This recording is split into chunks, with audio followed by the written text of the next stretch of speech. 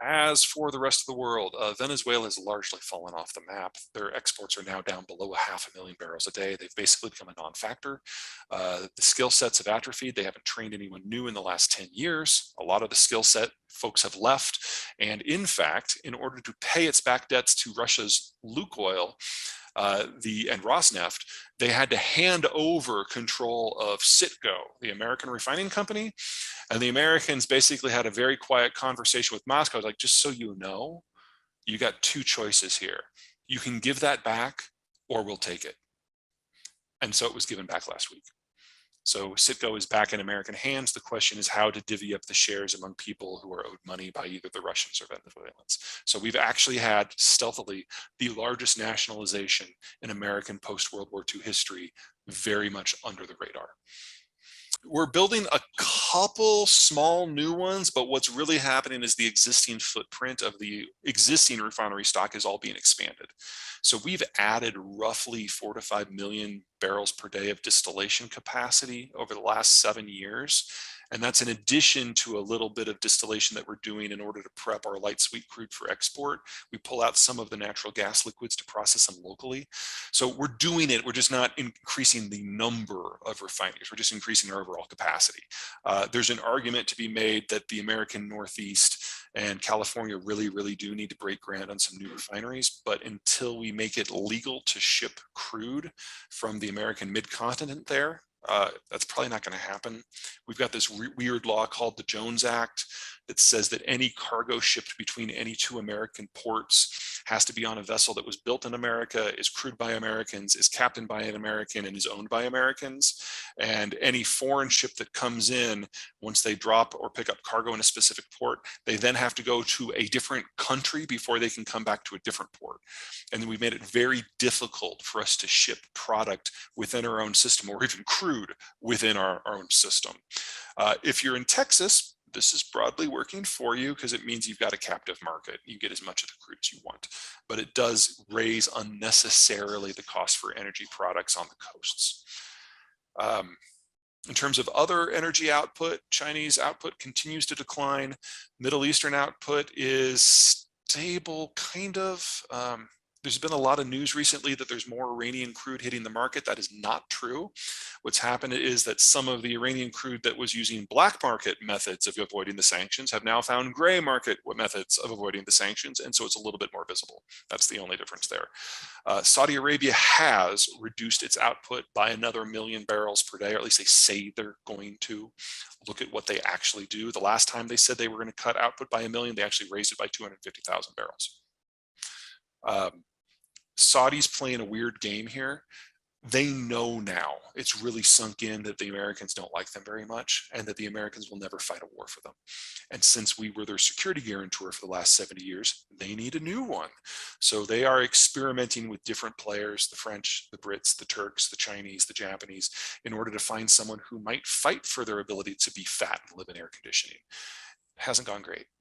Let's start with solar and wind. The American Southwest is one of the top 3 solar zones in the world, and the American Great Plains are one of 2 great wind zones in the world. And so these are areas that even with existing technology, assuming no improvements in transmission or storage, already makes sense to deploy mass volumes of capital to generate electricity in those 2 areas with those 2 technologies.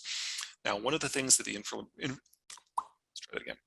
One of the things that the Inflation Reduction Act, an act that has nothing to do with inflation, does is it expands credit access to generation systems in the green tech space. And that vastly improves the economics for solar and wind in the United States outside of those 2 zones. So they've basically doubled, maybe even increased by 2.5 times the land area of the United States where solar and wind make a great deal of sense. So just with this one law, we have probably enabled the United States to get roughly 1/4, maybe as much as 1/3 of their electricity from solar and wind 10 years from now. That's a really big step forward, whether you're green or you just like the math of getting free electricity.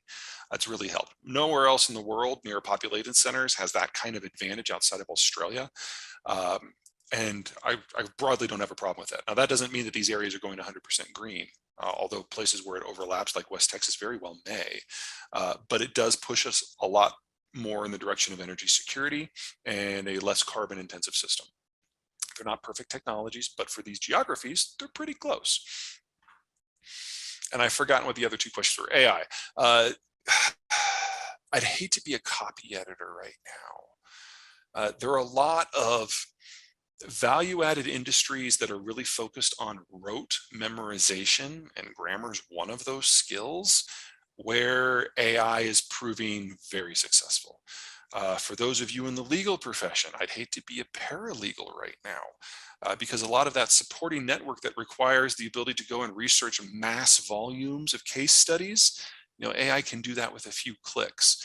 So productivity in these sectors may advance so quickly that we just don't need as many people in those sectors. Now, this doesn't overly concern me from an employment point of view, because anyone who has the tenacity to be an English major or paralegal can very easily retrain on different skills. These are people with pretty flexible minds. But for the moment, the only sectors where I see AI really digging in are things like that. It is possible that if we fast forward 5 years, that list will expand to include things like engineering and design. We're not there yet. It's not guaranteed that we will get there. And remember, we're going to have a shortage of chips that are necessary to drive this development at scale anyway. But people who do tax filings, this is probably something that is going to be heavily disrupted. People who are looking for accuracy in documents, same thing. I think the space that's going to be impacted the biggest, though, is political advertisements. Because let's be honest, those haven't exactly been fact forward until now. And you throw the speed of AI and its ability to speak to a person. One of the things that Karl Rove showed us is that if you have enough data on an individual voter, you can tailor conversations. So one of the things that Rove said to me when I met him a few years ago was, we now have 600 data points on most people in our database. We know, for example, what the race is, what side of the street they live in, what their purchasing patterns are. So the example he gave is like, what if you've got an African-American single mother of 2 who works 2 jobs, who lives on a south-facing apartment on the 3rd floor? You then look through your own network for another African-American mother of 2 who works 2 jobs, who also lives on a south-facing apartment on the 3rd floor, and you put them in touch so they can talk politics. AI can now do that in seconds across millions of potential voters. That changes the game a little bit, and it makes propaganda a lot more powerful. The Republican Party in the format that existed in pre-Trump is not coming back. The populists that have pledged their loyalty to Trump are not pledging them to Republican values. They're pledging their loyalty to Trump personally. And it's become such a cult of personality that it doesn't matter what Trump does. They don't care who else is in the party. They don't care what he says or does or is caught doing or admits to.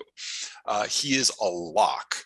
Now, one of the things that we saw is that he can't possibly win the general election. Before the indictments, when we had the midterms, which we were expecting to be a red wave that wasn't, the reason was independents showed up in numbers. Now, independents usually don't vote in midterm elections. They usually only vote in the generals, and they usually have some serious buyer's remorse. They tend to vote against whoever won the last time. And if you polled the independents after the midterm vote, they, by very strong numbers, said that they personally found Biden's economic management of the country to be disastrous, especially for them personally. But they still massively voted for Democrats.